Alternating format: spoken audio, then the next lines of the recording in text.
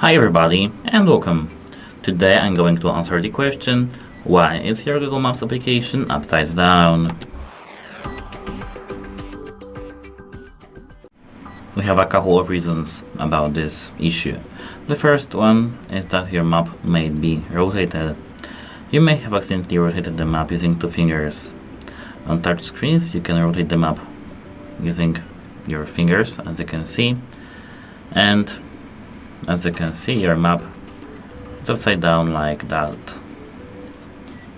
You can just fix that doing the same again, or tapping, as you can see, this button.